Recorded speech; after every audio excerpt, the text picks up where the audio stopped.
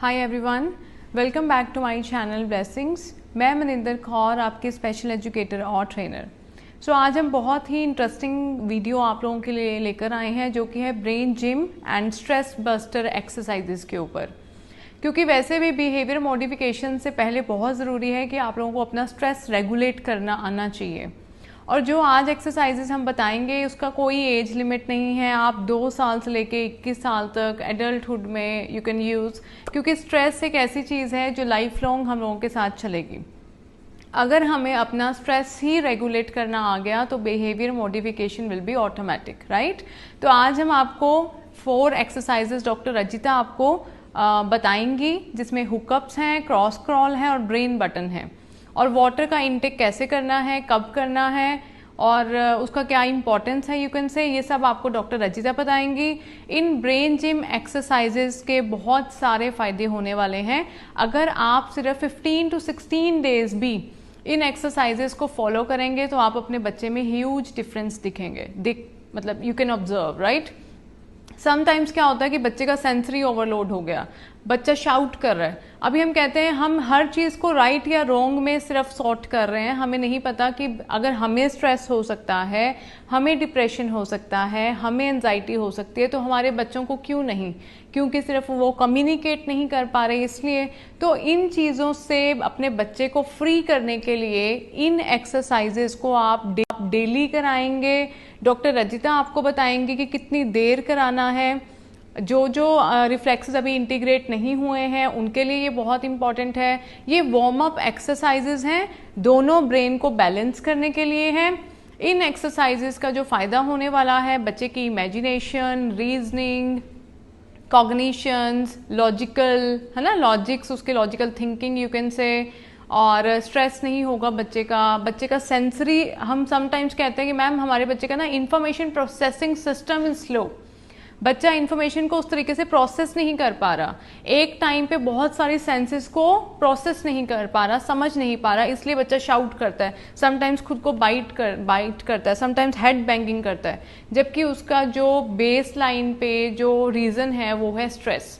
अगर स्ट्रेस खत्म हो जाएगा बच्चों में तो आप देखेंगे आपका बच्चा भी काम हो जाएगा, बहुत सारे बिहेवियर से खुद को ही अपने आप को रेगुलेट कर लेगा। सो आइए डॉक्टर रजिता की बहुत ही प्यारी सी वीडियो हम सुनते हैं।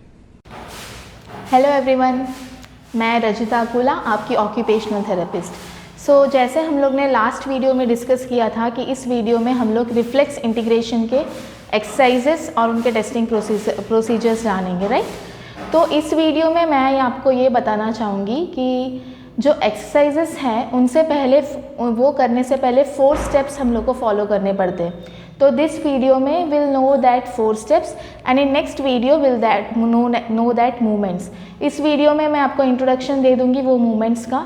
सो जो मूवमेंट्स यूज़ होते हैं रिफ्लेक्स इंटीग्रेशन में, that is rhythmic movement training. So rhythmic movement है क्या? रिदमिक मूवमेंट मतलब जो मूवमेंट्स जो हमारे बॉडी में जब जेस्टेशनल एज होता है तब जो बच्चा मूवमेंट करता है और इन्फेंसी में जो बच्चा मूवमेंट्स करता है, वही मूवमेंट्स को हम लोग रिपीट करवाते हैं। तो that movements are known as rhythmic movements. वो अभी जो एक रिफ्लेक्स है उसको हम लोग स्टिमुलेट करते हैं, जैसे ATNR है तो हम लोग ऐसे हेड टर्न करते हैं बेबी का तो वो इस पोजीशन में आता है, राइट। तो ये जो रिएक्शन है उस रिएक्शन को हम लोग रिपीट करते रहेंगे तो वही मूवमेंट हेल्प करेगा उस रिफ्लेक्स को इंटीग्रेट होने में। तो जितना मूवमेंट होगा उतना it will help in the integration process. So this rhythmic movement में आप देखेंगे तो कुछ नहीं होगा, वही सिंपल मूवमेंट्स होंगे जो एक बच्चा करता है और जो जेस्टेशनल एज में मूवमेंट्स होती है, लेकिन वो इतनी यूज़फुल होती है, इतनी हेल्पफुल होती है, क्योंकि वो जो मूवमेंट्स हैं उनकी वजह से ब्रेन में कनेक्शंस बनते हैं, डिफरेंट कनेक्शंस बनते हैं, माइलिनेशन फॉर्म होता है। Myelination is a sheath around the neurons जो ब्रेन के कनेक्शंस को बनाता है, राइट। तो उसकी वजह से रिफ्लेक्स इंटीग्रेट होता है और पोस्चरल रिफ्लेक्स बनना स्टार्ट हो जाता है। तो ये जो रिदमिक रिफ्लेक्स मूवमेंट्स हैं वो करने से पहले 4 स्टेप्स हैं, वो हम लोग जान लेंगे। और रिदमिक मूवमेंट्स के जो रिदमिक मूवमेंट है उसकी वजह से सेंसरी मोटर डेवलपमेंट भी होता है। सेंसरी मोटर डेवलपमेंट कैसे, क्योंकि रिदमिक मूवमेंट जब हम लोग कराते हैं तब टैक्टाइल यूज़ होता है, मतलब टच यूज़ होता है, प्रोप्रायोसेप्टिव यूज़ होता है, मतलब प्रेशर, और वेस्टिबुलर यूज़ होता है, ओके, मतलब मूवमेंट। तो ये 3 जो सेंसेस है that are very important for the neuro development of the brain. तो यही 3 सेंसेस को लेकर रिदमिक मूवमेंट होता है। रिदमिक मूवमेंट मतलब एक रिदम में उस मूवमेंट को करना, बहुत ही सिंपल होती है वो मूवमेंट, लेकिन आप मूवमेंट जब वो स्टार्ट करोगे तो आपको 15-20 डेज में पक्का रिजल्ट मिलेगा। Just do it, consistency is very important in these cases, right.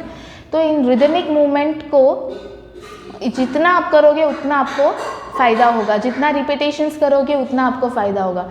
लेकिन रिदमिक मूवमेंट करने से पहले वो मतलब कितने सेकंड के लिए करना है, that will depend on the reflex, कि वो रिफ्लेक्स कितना एक्टिवेटेड है, कितने अमाउंट में वो रिफ्लेक्स एक्टिवेटेड है, that will decide the repetitions of the movement and time of the, मतलब 30 सेकेंड्स करना है या 10 सेकेंड्स करना है, that will discuss in next video, okay.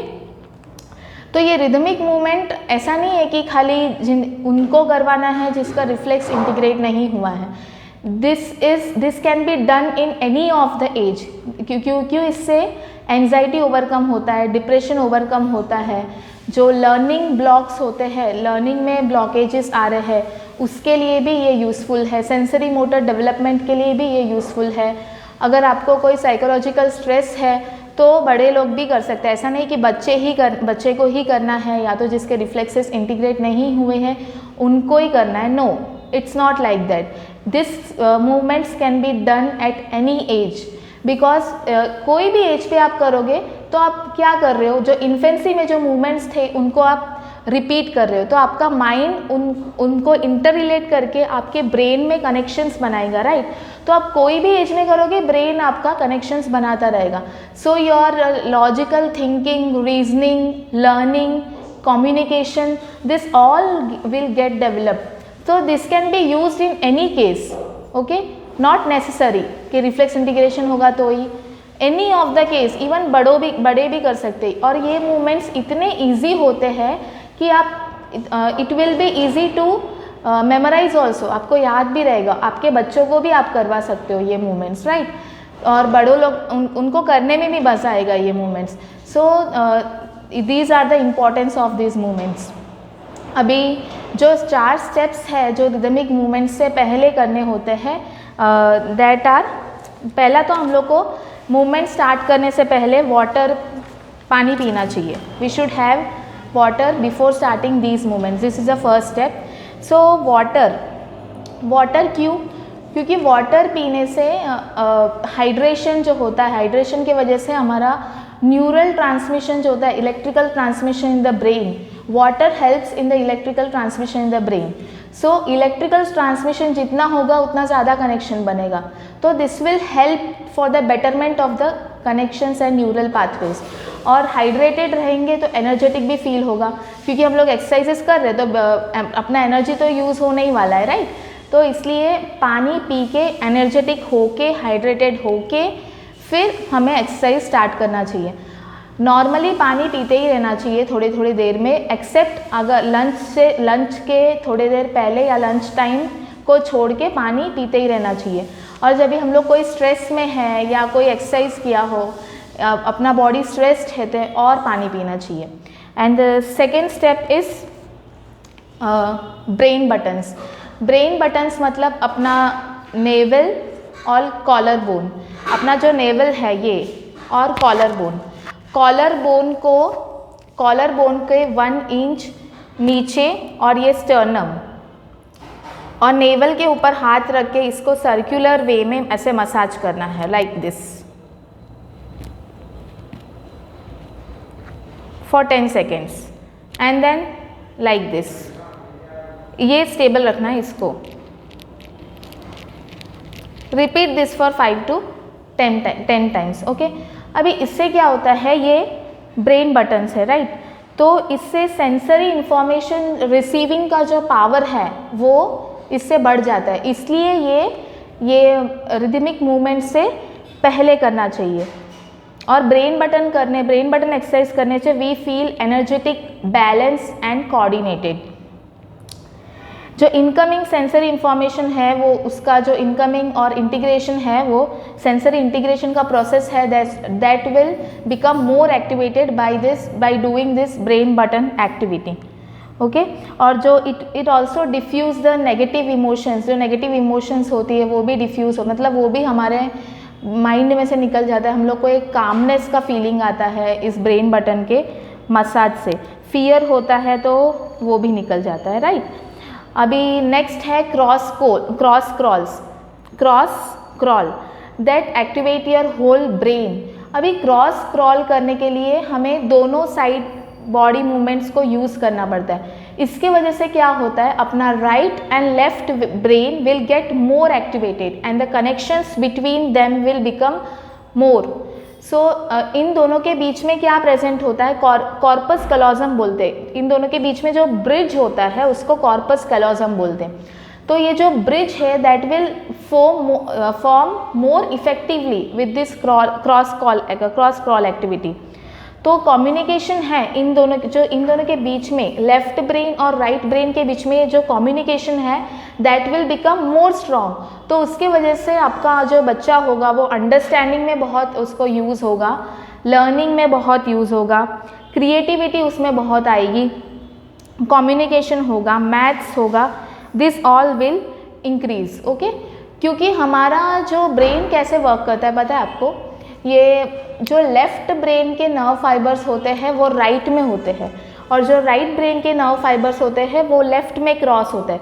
तो दीज बोथ आर क्रॉस्ड। तो इन दोनों का जब साथ में हमें वर्किंग होना चाहिए तो इनका कनेक्शन बहुत स्ट्रांग होना चाहिए। तो ये कॉर्पस कैलोजम जो ब्रिज है उनके via that connection become stronger. तो ये जो ब्रिज है हमारा और स्ट्रांग हो जाएगा क्रॉस क्रॉल एक्टिविटी से। इसलिए हम लोग रिदमिक मूवमेंट करने से पहले ये सब करना बहुत ज़रूरी है। भी क्रॉस क्रॉल कैसे करना है तो I will show you. You need to do like this, left leg right hand, right leg left hand. This is cross crawl activity. Okay,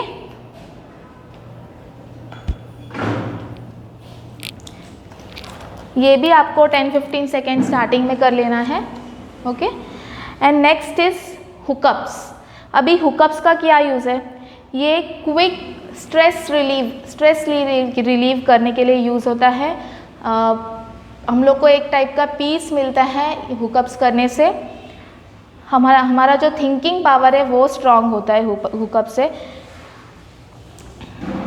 shift, अभी putting the body in the hookups position requires the brain to shift activity from its survival centres to the thinking centres in the frontal lobe. मतलब survival centre क्या कि हमारा जो primitive reflexes है वो brain stem से आती है, राइट। तो वो सर्वाइवल के लिए होती है प्रिमिटिव रिफ्लेक्सेस सारे। और ये जो पोस्चरल रिफ्लेक्सेस है, प्रिमिटिव रिफ्लेक्स इंटीग्रेट हो जाने के बाद हमारा कॉर्टेक्स यूज़ होता है फॉर थिंकिंग। तो जो कॉर्टेक्स का यूज़ है वो ज़्यादा होता रहता है हुकअप से। So we want that only no कि हमारा कॉर्टेक्स यूज़ ज़्यादा होना चाहिए। क्यों? थिंकिंग के लिए, रीजनिंग के लिए, राइटिंग के लिए, मैथ्स के लिए। So for all that activities we need our cortex to work more efficiently, right? So by hookups this cortex is working more efficiently. So this is used for in this we need hookups. तो hookups करेंगे तो frontal lobe अपना activate होगा। frontal lobe means it is cortex only। और वो sensory motor limbic vestibular system को वो integrate करके हमारा जो सेंसरी मोटर सिस्टम है उसको और स्ट्रॉन्ग बनाता है। तो सेंसरी मोटर सिस्टम भी अपना मतलब इम्बैलेंस होता है, राइट। अगर रिफ्लेक्स इंटीग्रेट नहीं होता है तो अपना जो ये रिदमिक मूवमेंट है वो भी सेंसरी मोटर ही है। क्योंकि हम लोग मोटर मतलब कोई मूवमेंट दे रहे हैं, सेंसरी टैक्टाइल टच दे रहे हैं और प्रेशर दे रहे हैं प्रोप्रियोसेप्टिव, और बच्चा वो देख रहा है तो विजुअल। तो ये सब इम्पॉर्टेंट सेंसेस है जो सेंसरी मोटर डेवलपमेंट करता है और neuro development of the brain. So इसलिए ये एक्टिविटी मतलब ये मूवमेंट करने से पहले ये 4 आपको करना बहुत ज़रूरी है। It is very important to follow these 4 steps. और ऐसा नहीं है कि खाली रिदमिक मूवमेंट करने से पहले ये करना चाहिए, no, this is a type of brain gym also. तो ऐसा ये आप कोई भी टाइम पे कर सकते हो। एंड अगर बच्चा बहुत सेंसरी लोडेड है, बहुत चिड़चिड़ा हो गया है, so you can follow this 4 steps. तो आप तभी नोटिस करोगे कि बच्चा काम हो रहा है। यू कैन, अगर आप 15-20 दिन ये एक्टिविटीज़ कंसिस्टेंटली करोगे तो you will definitely see the results. और मुझे पक्का मैसेज करना कि यस मैम मुझे रिजल्ट दिखा है। फॉलो करो, you will definitely get results. मेहनत करो उसके पीछे, राइट। सो डेली रिपीट करो 2 times 10-15 seconds 10-15 seconds and you will definitely get results. Even sensory का बच्चा हो, SPD का बच्चा हो, ये CP का बच्चा हो, जो भी हो, okay, you can see result in each and every case and not only in children.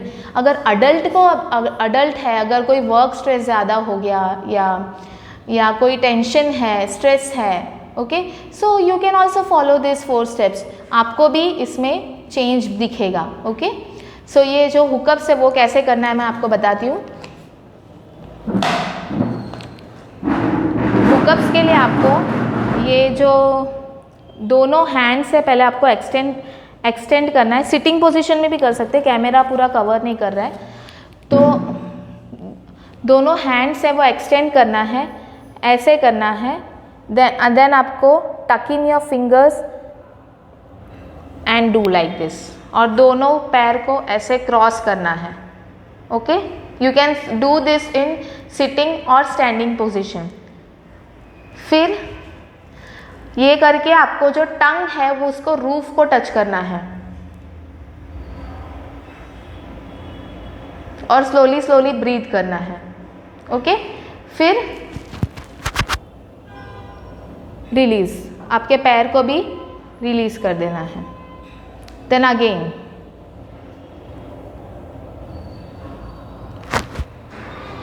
नीचे पैर को ऐसे क्रॉस करना है, ओके। Then release. जब ये पोजीशन आप कर रहे हो तो आपका टंग है वो ऊपर रूफ को टच होना चाहिए, okay. So these are the 4 movements which you have to follow, okay. And next में हम लोग रिदमिक मूवमेंट्स देखेंगे। और रिदमिक मूवमेंट्स बहुत सारे 17 रिदमिक मूवमेंट्स होते हैं, लेकिन कौन से रिफ्लेक्स के लिए कौन सा रिदमिक मूवमेंट करना है that we will discuss in our next video. और जो टेस्टिंग प्रोसीजर है वो भी हम लोग उसमें देख लेंगे। सपोज ATNR रिफ्लेक्स है तो ATNR रिफ्लेक्स को टेस्ट कैसे करना है और उसके लिए कौन सा रिदमिक मूवमेंट करना है, ओके। ये जो इंट्रोडक्शन है ये तो मैंने दे दिया रिदमिक मूवमेंट का इस वीडियो में। तो नेक्स्ट वीडियो में उसका टेस्टिंग प्रोसीजर, अगर एक रिफ्लेक्स हम लोग ने उठाया तो उसका टेस्टिंग प्रोसीजर एंड कौन से रिदमिक मूवमेंट्स उसके लिए करना है, that will discuss, okay. I hope कि आपको समझ में आया। अगर आपको नहीं समझ में आया, कोई भी डाउट्स है तो कमेंट कीजिए, ईमेल कीजिए, I will be ready to serve you, okay. Thank you. Okay parents, so thank you so much. Definitely आपने डॉक्टर रजिता के वर्ड सुने होंगे। 15-16 डेज मैं फिर से बोल रही हूँ, आप इसको फॉलो कीजिए रेगुलरली, आपको डेफिनेटली इम्प्रूवमेंट दिखाई देगी। और ये वीडियोस ऐसी हैं जो मेरे हिसाब से बहुत ज़्यादा शेयर होना चाहिए, क्योंकि it's a universal problem, stress, चाहे बच्चे में है चाहे एडल्ट्स में है, ठीक है। So please keep sharing our videos and subscribe our channel. Thank you so much.